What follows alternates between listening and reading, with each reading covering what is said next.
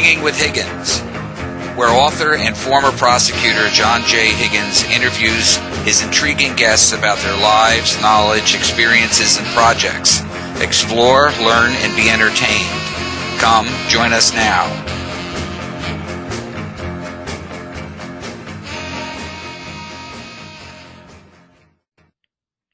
Good evening, and welcome to Hanging with Higgins.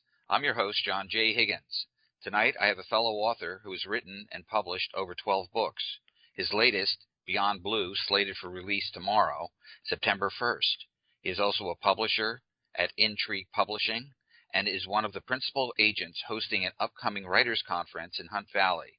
It's just outside Baltimore, Maryland, and it will take place on October 10th through 12th. Because this is a radio broadcast, I want to give his website information both at the beginning and at the end of the broadcast.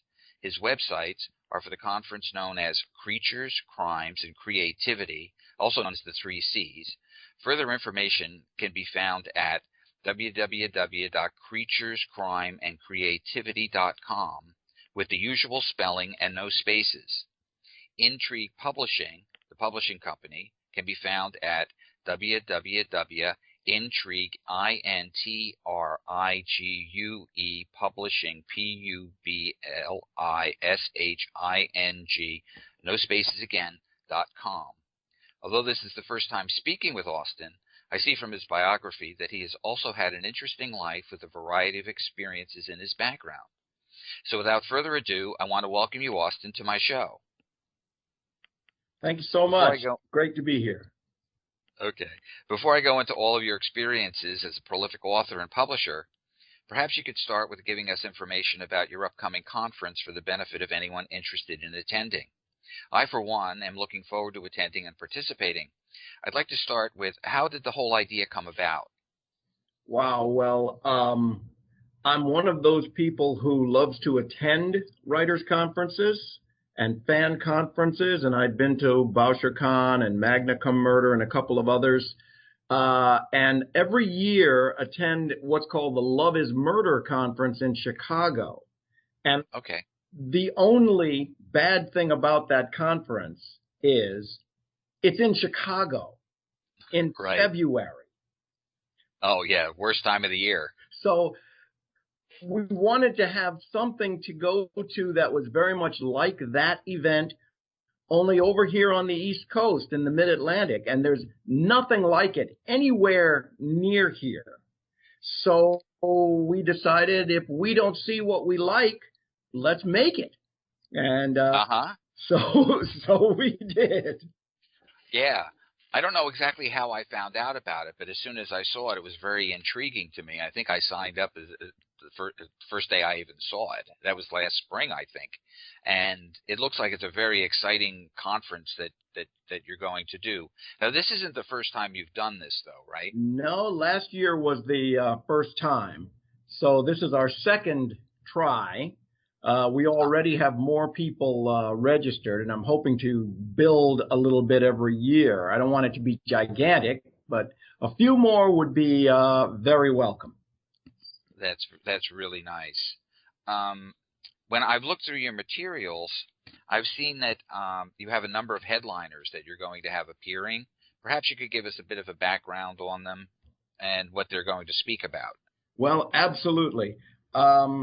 It's probably pretty close about who the big name, quote unquote, is, but we have two keynote speakers that are going to be with us. John Gilstrap, who is a thriller writer, New York Times bestseller every year, writes the Jonathan Grave series, which I don't know how, but John drops a great book every year, and now I think he's moving up to twice a year.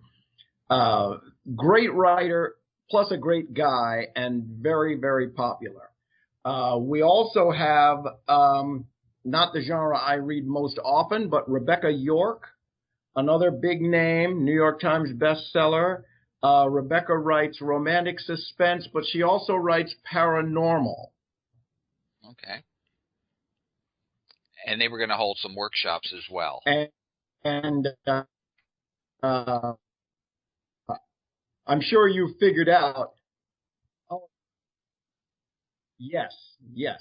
Our conference is about fictional genre and a lot of the crossover between mysteries, thrillers, horror, suspense, science fiction, fantasy, paranormal. People are writing combinations thereof, so we're pulling those folks in. But those are our two biggest names. Okay. Well, it sounds exciting. Um, Now, I also see that you have a list of proposed workshops with a wide variety of interesting topics. Perhaps you could give a sense of how all that will work. Well, the conference being 3 days, we've got a series of panels and workshops, and there usually will be three things going on at one time. Some of our guest authors who are most successful are offering things up. For example, Brad Parks, who is a local, very successful mystery writer, has a great class he gives about building suspense. I believe the title of his class is "Where's Papa Going with That Axe?" Uh-huh. On the other hand, we've got C.J. Ellison, who is a sci-fi fantasy paranormal author of some note. Again, New York Times best-selling author. And she'll be talking about how we use social media. And that's a panel I expect to appeal to the fans as much as the writers, because her topic really is, how do fans and writers connect through social media? How do we bring those folks together? And of course, Rebecca York, who I previously mentioned, is going to be giving one about how to build your fictional universe, something that regardless of what genre you write, you really need to know about. I only found out today that John Gilstrap is also going to be giving a class. Pretty sure the title of his is Bullets, Bombs, and Broken Bones.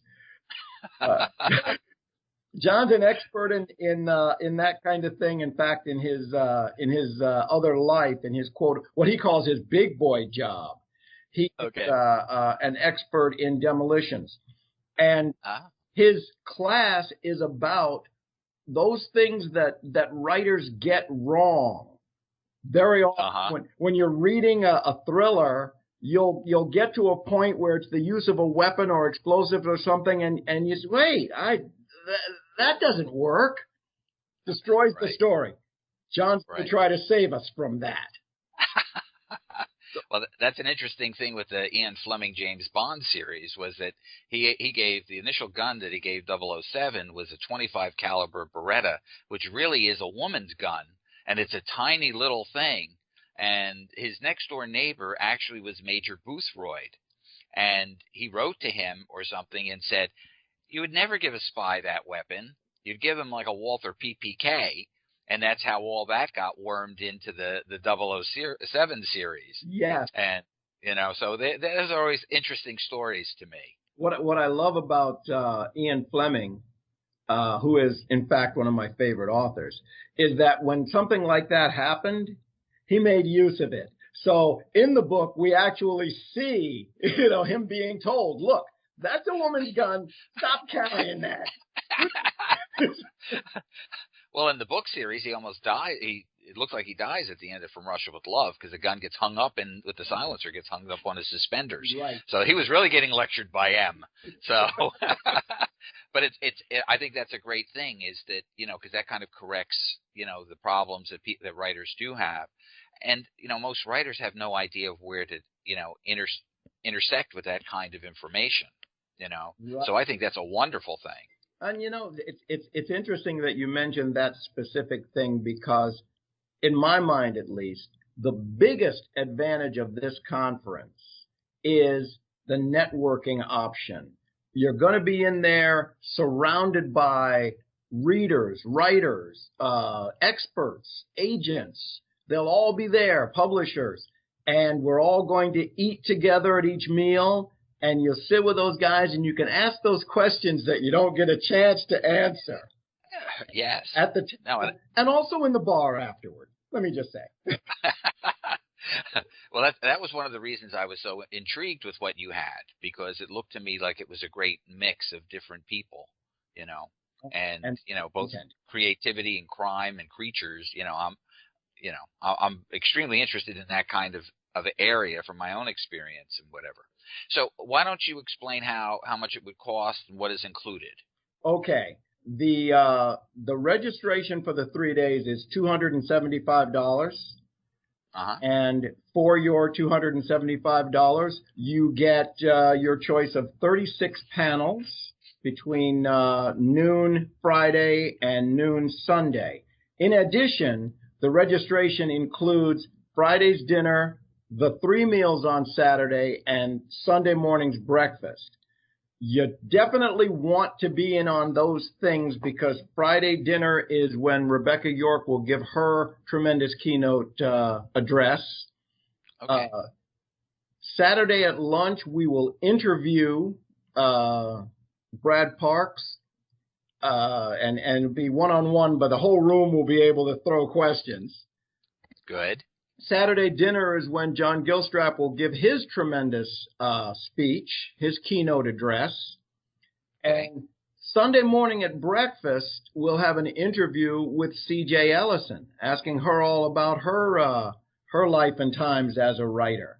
So it's a chance to really get up close and personal with some of these people who have been very successful. I think all of their fans will really enjoy these things.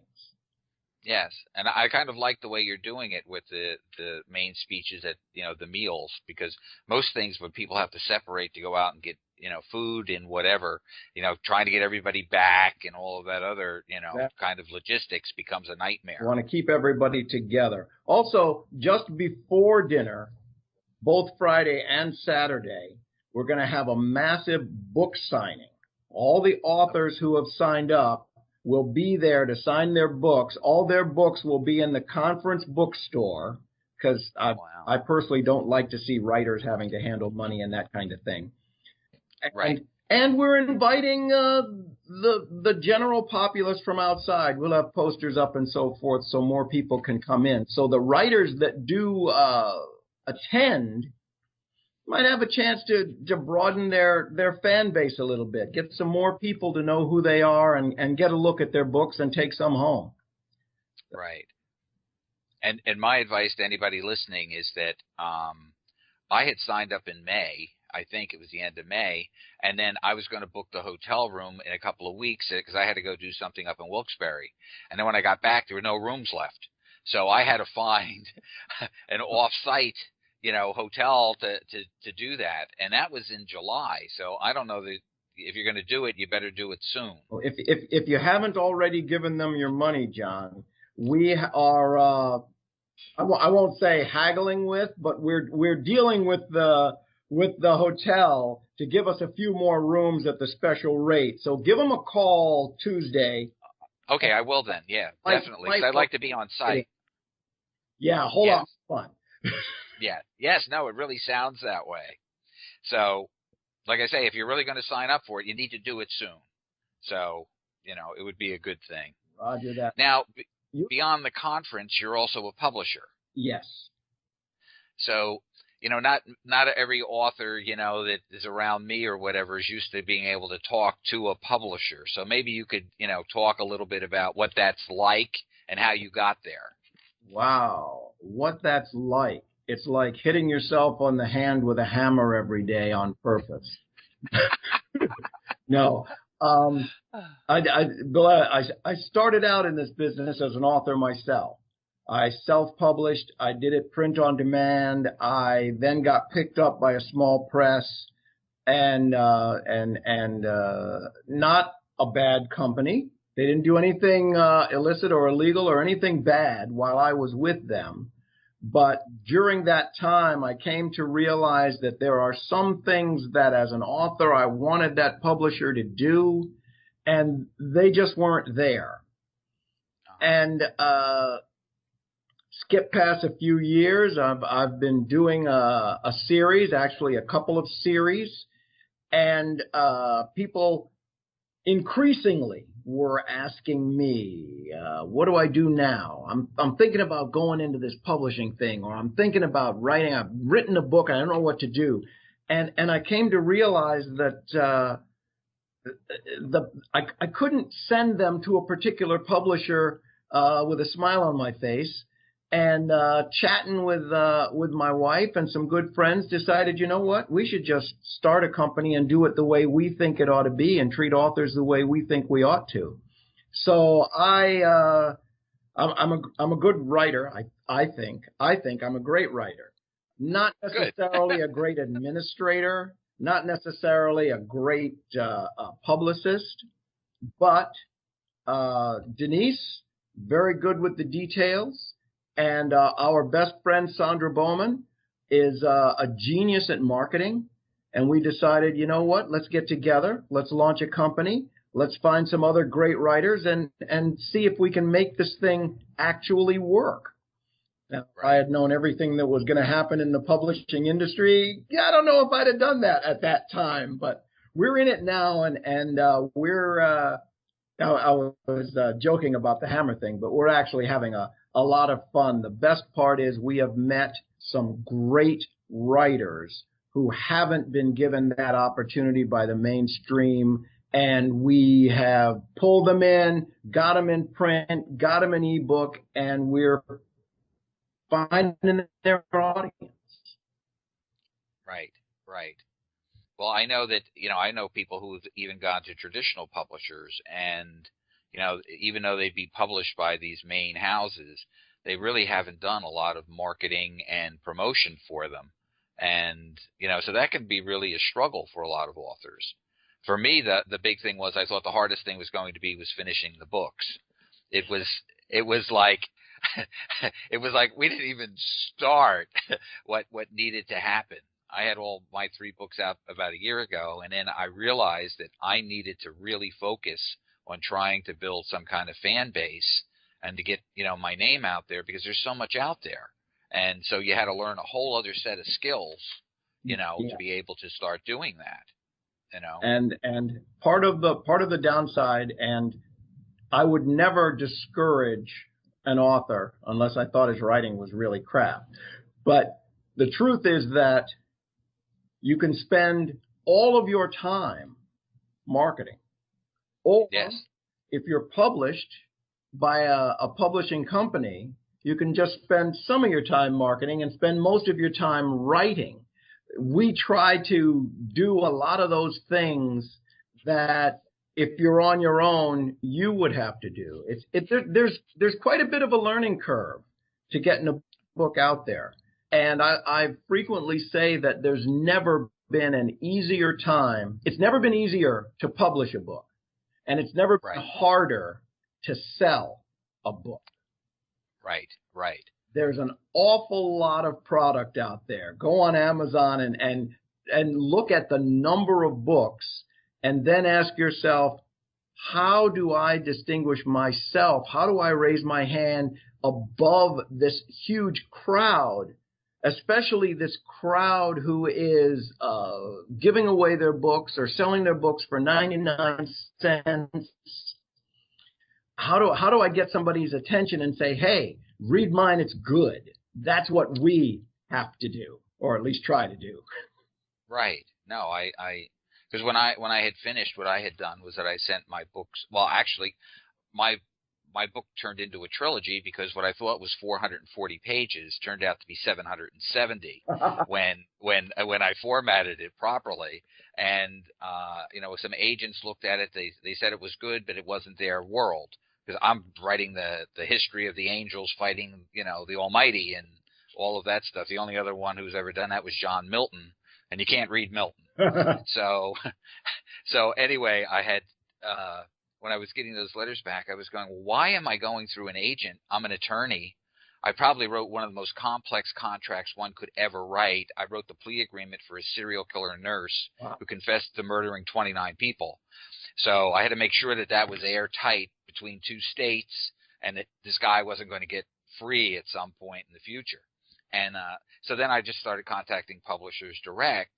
And I had 2 publishers that were interested. Within the first few days, one wanted it as it was, and the other group who I went with, Ring of Fire out of Washington State, they said, we love the book, but it's too big. So if you can break it down, So I went I could give them books 1 and 2 really easily. They were all right in there. But book 3, to balance it out, I had to expand the end of the story to get to that point. Because in my mind, the story I'm writing was really 3 books. So book 2 is the second trilogy, and they have book 4 now. So that's why I figured I could break off and do the marketing kind of thing for now, because I have 1 in the pipeline, and I'm also writing 2 others at this point that I may divert a little bit, because with 9 books in one series, I don't want to just keep doing that. I want to break it up a little bit. So what is your advice to somebody who's like an author and they're trying to enter into this world? Should they go try to get an agent? Should they, write directly to a publisher? What's kind of your sense of where everything is today? Well, my opinion is that if you believe in your talent, start out talking to people who will pay you to be a writer. Spend the money yourself is the last action. But at the same time, when I'm saying, okay, submit yourself to publishers, big and small, whoever pays in advance, like we do pay in advance, and usually pretty small, but we pay in advance and we pay royalties. But before you actually take that step, do some research. And I would say do some research along at least 3 lines. First of all, what's out there that's like your stuff? How unique is your story? Who's the audience? Who wants to read this? If you know that, it's easier for you to explain that to a publisher. Here's who's reading my stuff. You might say, gee, a year ago I was all alone, but I noticed there's a TV show on right now about fallen angels fighting one another on Sci-Fi Channel. Clearly somebody wants to see something like that. Right. I would also at the same time do some research as to what does each publisher look for in form, in format. So like you found out, wow, this is more pages than the publisher wants all at once. Each publisher has a picture in their mind how long a book's going to be that's going to be their imprint and what font they like and things like that. And I would also check out some other authors, find some other writers and sit down and chat with them. What do what's it like in my little section here? If you're a mystery writer, join Mystery Writers of America. If you're a sci-fi writer, join Sci-Fi and Fantasy Writers. In my experience, fiction writers are very open and easy to talk to and happy to help each other. This is not a competitive business by any means. So think about that. And of course, do I have to say it? Attend conferences, because that's where writers go. Be surrounded by writers. And by the way, I didn't mention it before, but if you belong to one of those major organizations, Mystery Writers of America, Sci-Fi and Fantasy Writers, those organizations, Sisters in Crime, for example, mark that on your registration, because you too get a discount. Instead of $275, you'll pay $245 to attend the C3 conference, because we want those people who are part of the community already. We want to get them involved with our conference. But yeah, that's pretty much my advice. That's really good, because like I said, when I was starting, you read like Writer's Digest or whatever, and like the internet is filled with so many things that you just can't get a handle on all of it very easily, and like I say to other people is that, writing is basically a solitary process as you do it. But, we all need to kind of communicate with one another, because I think you go crazy otherwise. And, because you need that kind of support, because particularly if you're doing fiction, you're going out on a limb in certain kinds of areas when you're writing. Well, I won't speak for anyone else, but when I'm in a book, there's a definite emotional roller coaster. And it's not good to be on that roller coaster all by yourself. You start out, you sit down, and you've got the best idea ever. And you're on this high. Man, I've got this story. Everybody's going to knock your socks off. And there's a point in the process where you reach that point where you say, wow, I thought I could write, but I have no talent. This is crap. It's worthless. I should throw this all out. What was I thinking? Why did I, you go to there and it's really good to have some people around you, not just to give you a little support, but it makes you as a writer feel stronger when somebody comes to you and says, man, I got this story and I don't know how to finish it. Can you help me out? Yeah. When you start working with somebody else's problem, then you say, oh, you know what? I guess I must have some talent or he wouldn't ask. And you can get back into your own groove. Oh, that's true. Because I had retired as a prosecutor in 2010, and I didn't start writing like novels until maybe that spring. And I mean, I've written all my life, obviously, with legal briefs. I used to say I was like a trained monkey. You give me the brief and I'll respond and whatever. When you do cases statewide, you have to have that ability. You can't be intimidated by anything. And but now I'm writing this novel, and the girlfriend I have, she had been dating a poet before me, and she was always telling me how I was rejected, and she really didn't want to be bothered with this stuff. And I'm going, well, look, I've got about 100 pages written. Will you do me a favor and just read it to see if it's I may be just wasting my time, you know what I mean? And within 3 days, this is a woman who doesn't read very much. She was caught up and asking me what was coming next. So it was like, oh, okay, so it really can't be that bad. Right.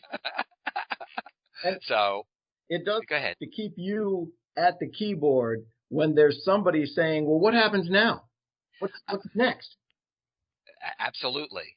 And to me, that's part of storytelling, because, I think that you've got to have that interest and passion about your own story. Absolutely.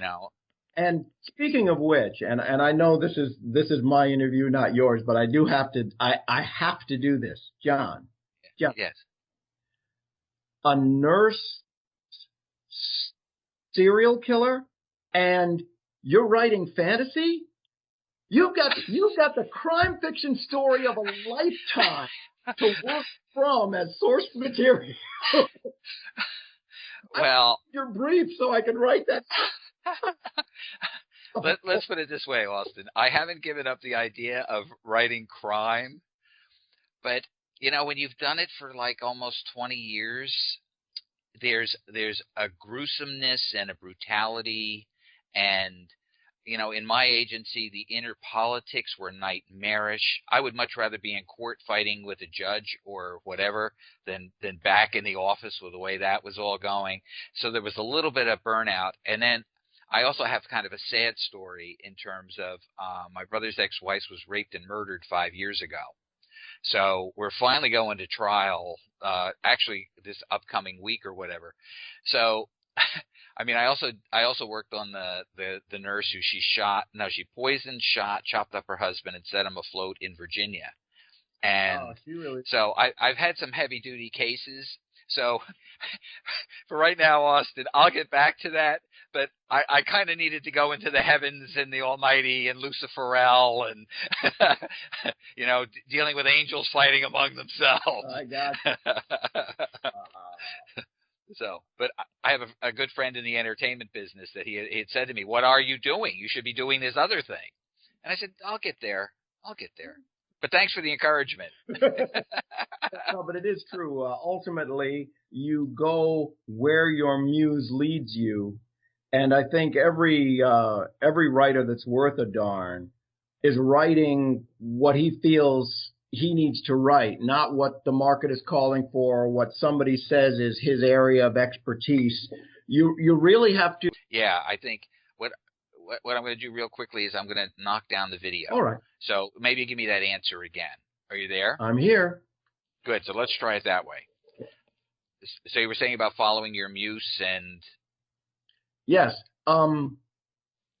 Every writer that's worth a darn has got to write the story that's in him, not the story that someone else tells him is his expertise, not what the market is calling for. You write the story that you're driven to write, and if it's a good story, and if it's well told, then somebody's going to want to buy it.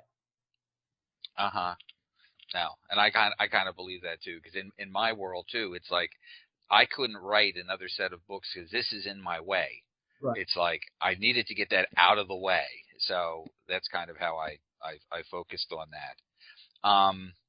Now I know that in your publishing business, it looked to me like you had a variety of genres that you were working in. Maybe you could explain some of those. Well, certainly. We started out looking at you look at the business landscape, and there are a lot of small presses out there, and it seemed to us that most of them have no identity. They'll publish literally anything, and we knew we didn't want to be that. So we said, Uh-huh. okay, let's focus on the genre that we know and that we think we know who the audience is and how to market them. So I've been writing mysteries and thrillers for more than a decade. That was an obvious first place to start. I'm part of that community. Sandra Bowman, under a different name as B. Swang and Webster, writes kind of a what we started out calling urban drama, but I think contemporary drama says it better. It's very real life type situations, mostly involving families and how people deal with the real issues of the day. And Uh-huh. there's definitely a market for that. She knows that world, so that's one of the genre we go after. We also, because we have all raised a bunch of kids, we decided to go with YA. There's a big market for young adult writing or new adult writing. And Uh-huh. even though we're all more than grown up, we still occasionally read that kind of thing. And you're looking for that Harry Potter. You're looking for that story that appeals to the young folks, and adults like them too. So we go after that, and we found some really great stories, by the way. And Uh-huh. at some point, we also want to try to break into sensual romance, which is the genre that Denise most likes to read. But we just haven't seen the right manuscript yet. We're darn picky, and I got to tell you, one of the things I've learned as a publisher that I didn't really understand as a writer Uh-huh. is how many people think they're great writers. And we dig through a lot of manuscripts to find the few pearls that we decide we want to bring to market. And the decision is not entirely based on, wow, we really like that story, although that's a piece of it. And that's something else I didn't really get as a writer until I was in here. It's really more than, did I really enjoy that read? There's Uh-huh. also a certain amount of, is this individual somebody we can work with? Uh, Uh-huh. because let's face it, some writers, even good writers, don't accept editing very well, don't accept story direction very well. And there's this other thing. I like the person, I like the story, but do we know how to market it? Do we know how to find the audience for this book? And if we don't think we can sell that book, if we don't think we can make that author some money with that book, it's to everybody's advantage for us to turn it down and hope that he finds that house that knows that piece a little better and can make it work. Uh-huh. Yeah, no, that's really clear thinking on that whole process. There's a lot to it, man. Well, that's why I knew you'd have some of these answers, because like I say, somebody writing a book, they have no idea how the rest of it all works and how the decisions are really made in any of these I'll things. tell you what, two of us being writers and having been in this business for a while, one of the things that we decided right off is that we will never send anyone a rejection letter like the kind we have gotten. I have gotten simple no. I have gotten form letters that say not for us. I think the very bottom, the very worst, was having my submission letter returned to me with the word no written on it. Uh, So whenever we get a manuscript, or, we generally start, we ask for the first 50 pages and a synopsis. Okay. If it isn't for us, we return a real answer. This isn't for us because, Right. your pace isn't what we're looking for. Your characters didn't really grab us, or, whatever the reason is, but at least we give that person enough so that maybe they can work on that manuscript and bring it up to a higher standard. Yeah. Well, I know when I was looking through the Writer's Digest thing and looking at agents in the very beginning, there was an agent out of the Southwest or whatever, and I remember reading what he had written, that if you were an author and you were thinking of sending your manuscript to him for review, for him to represent you, he basically said, give it to everybody who hates your guts and have them read it and tear it apart, and if they kind of like it after that, then maybe I will read it and all of that. And I just started cracking up because I'm going, you know what? The agent actually works for you at the end of the day. Yes. So if if you don't have the product and he's turning you down right off the bat like that, it looked like you'd have to be a glutton for punishment to have him represent you. And I was like, oh, this is just insane. Yeah. But I think and I think one of the good things about self-publishing is that I think it's going to make the traditional publishers a little more honest about a lot of stuff because people can get around them. Who knows that traditional publishers will be here in 20 years, There are two sides to that coin. What you said is right, but it is also true that self-publishing has opened the door to anybody who can figure out how to work their computer. Anyone who can master Word can put out a book, and there's no one controlling quality in any way. Right. And until self-published authors reach that point where they are more concerned about the quality of their work, it's going to be difficult for everyone in the business. Don't just decide, oh, it's great because I say so. No one else has seen this, and I'm a fine editor on my own, and no one needs to proofread my work. And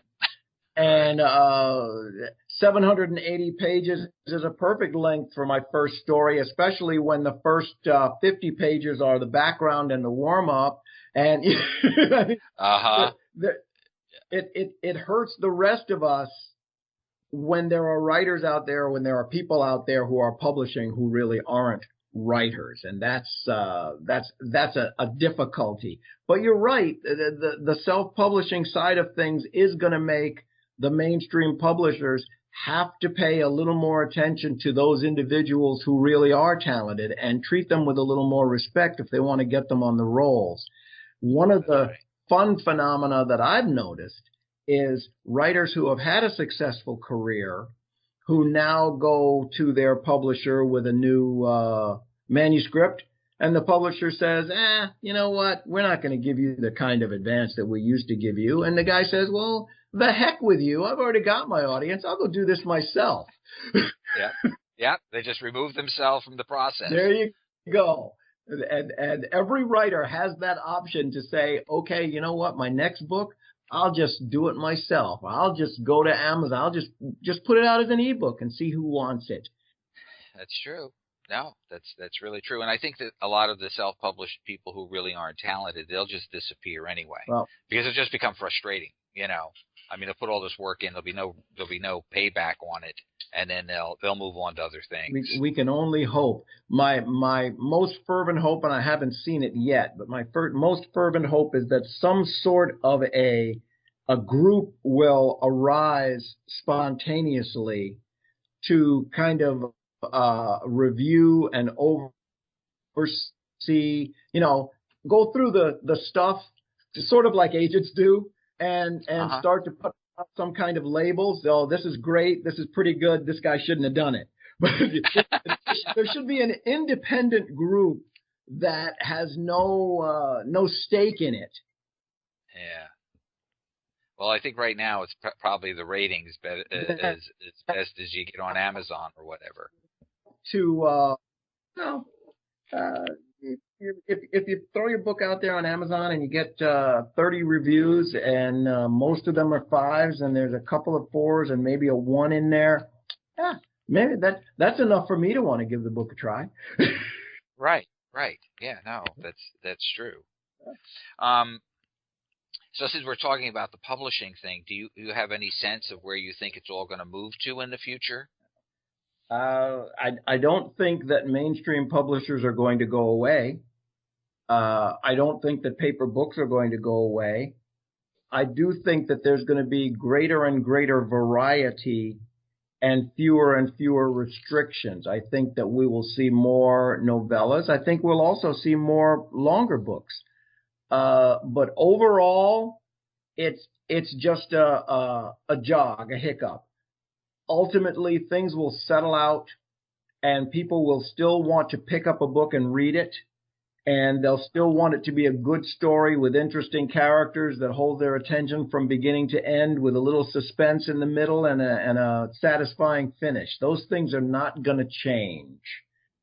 Right. The technology has changed and will continue to change. But ultimately, people want a good story that they can sit down and read, and that won't go away, in my opinion.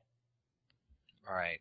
Well, I just interviewed somebody the broadcast will be after yours, but he was in the entertainment business for the last 40 years and actually went through the whole cycle of, the major film studios all of a sudden realizing that, there are other ways of distributing their films and video cassettes and CDs and Sure. whatever. And he had worked for Aaron Spelling at one point, and he was talking about I guess there's a whole division in Spelling that just dealt with Stephen King books. And he described, the making of, I think it was The Stand and The Langoliers and all that. And it was like how the book didn't really translate well to film. But, when you read Stephen King, I mean, you're in his world for sure. And, so that's one of the things that I agree with you. I think that books will always have like a very important role, for people. Yes, there are things I can say and there are things I can do on the page that either can't happen on the screen, or if they did happen on the screen, it would cost too many millions of dollars. Right. Yeah, but it's I've been in conversations with people who have told me without any doubt in their mind that the ebook would take over and paper books would go away. And I'm reminded that not that long before you and me, when suddenly cheap paperbacks hit the market, and I'm old enough to remember actually slipping those books into my back pocket. I used to read these ace science fictions that were really 2 science fiction stories facing 2 different ways in the book with 2 covers instead of a back cover. And then you stick those in. And I know that at that time it was, oh my gosh, gloom and doom, the end of the publishing industry, because we have cheapened. We have cheapened what we do. No, you didn't cheapen what you do. You made what you do available to a bigger audience. And that's really all that ebooks are doing. Yes. Making what they do available to a bigger audience. And there are still people out there who will go in the store. My books are all paperback originals. And there are still people who will walk up to me and say, you know what, that looks like an interesting story, but I only buy hardcovers, man. Right. Oh, like the guy will help you when you need help after it's all over, and then when you call him, he'll never show up anyway. There's the guy. So I wanted to give you a little bit of an opportunity to talk about your own books. So, maybe you could talk about your book and your series and, how you came about being a writer. That would be interesting to me, at least. Well, I guess I became a writer because I'm a reader, and I have read untold hundreds of mysteries and thrillers and action novels. And the thing about mysteries is, like anything else, the quality varies. And there was a time I was reading a particular mystery novel, won't mention an author's name, got about a third of the way through the book and said to myself, geez, I know everything that's going to happen for the rest of this book. I can do better than this. Right. And I made the mistake of making that comment out loud in the presence of my then wife, who said, "Sure you can." I said, "No, really. Yeah, sure." And so it became a challenge, and I sat down and I knocked out what I thought was the great American novel, which in retrospect, thank God it didn't go anywhere. But I was hooked on the process. I fell in love with the process of the storytelling, and just got in. I would end one, finish one, start the next. And so here I am now, 5 books in the Hannibal Jones mystery series. Hannibal Jones is an African-American private eye working in Washington, D.C., and 4 books into the Stark and O'Brien series, which is very different. Morgan Stark and Felicity O'Brien, a retired mercenary soldier and a retired jewel thief who have decided to form a personal security company and get into action and adventure type situations that are a lot closer to Indiana Jones and James Bond. And that's fun to read. That's fun to write when you can take one step away from reality. You're just exaggerating. And now I've started a new series called Beyond Blue, based on an idea that I got from one of my writing mentors, Warren Murphy, who was writing that series about the Destroyer. The Beyond Blue agency only takes jobs to help policemen and law enforcement people who are in trouble. Their slogan, sometimes those who defend us need defending themselves. And to protect the boys in blue, sometimes you have to go beyond blue.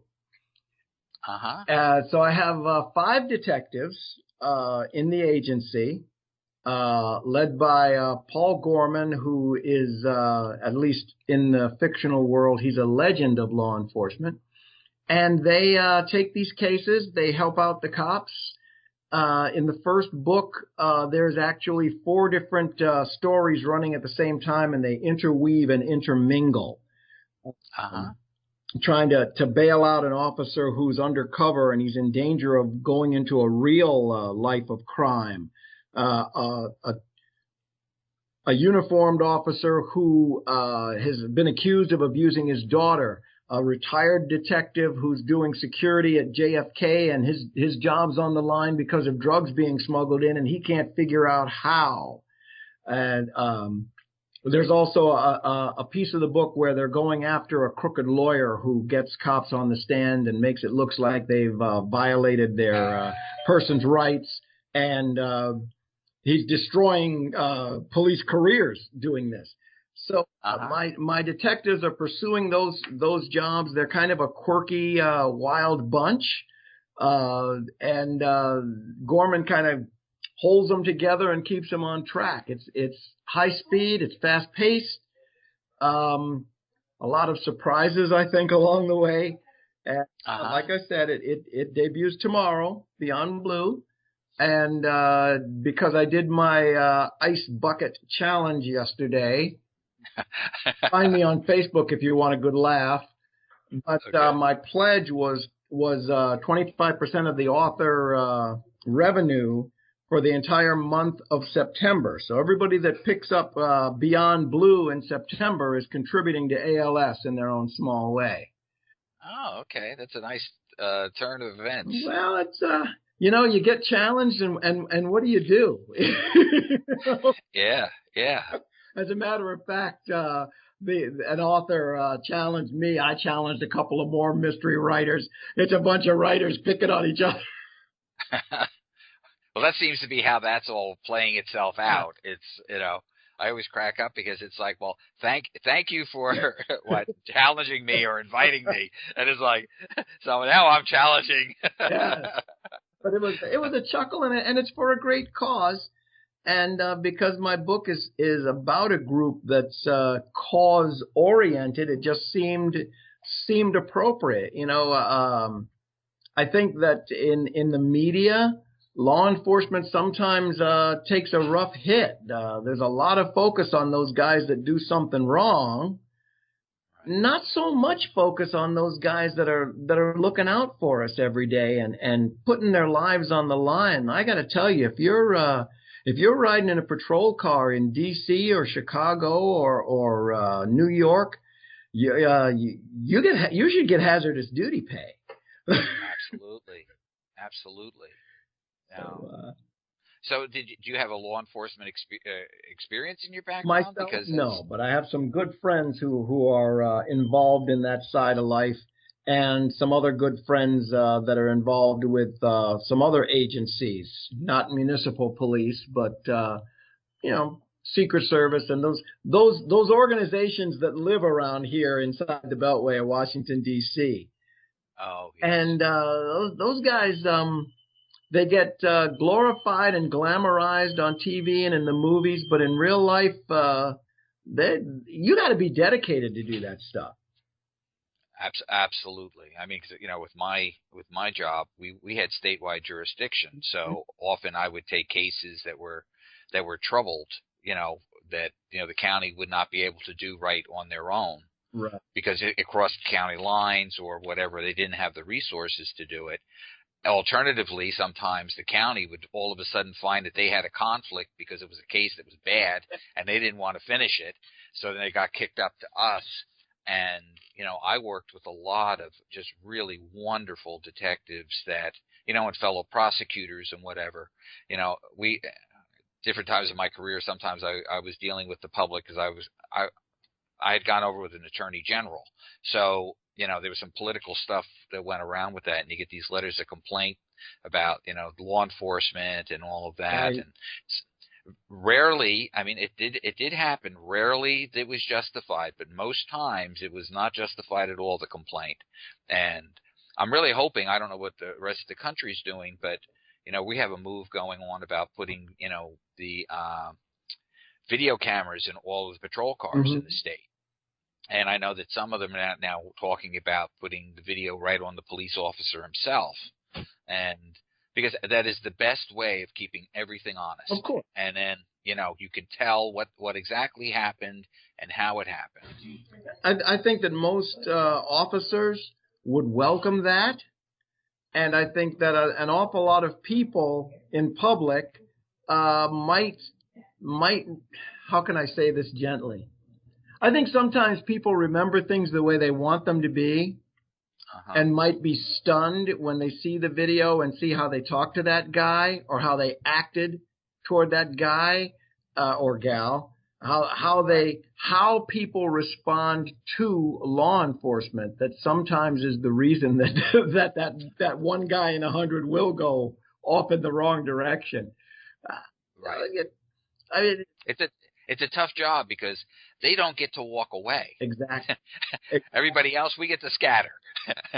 But if you're the police officer sent to deal with it, it has to be resolved. Sure. It cannot stay the way it is.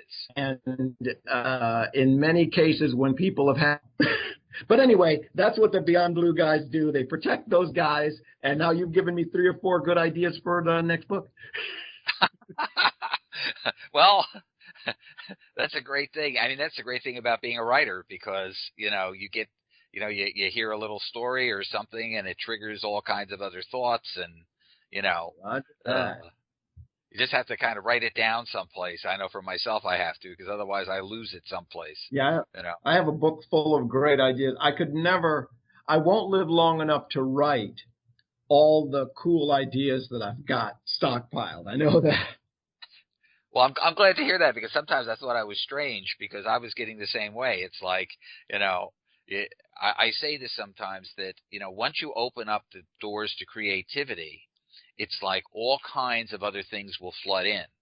But if you don't open the door, then, life just stays pretty much the same and mundane. You got that right. And I think that it's an incredible thing to be able to have the ability to do that.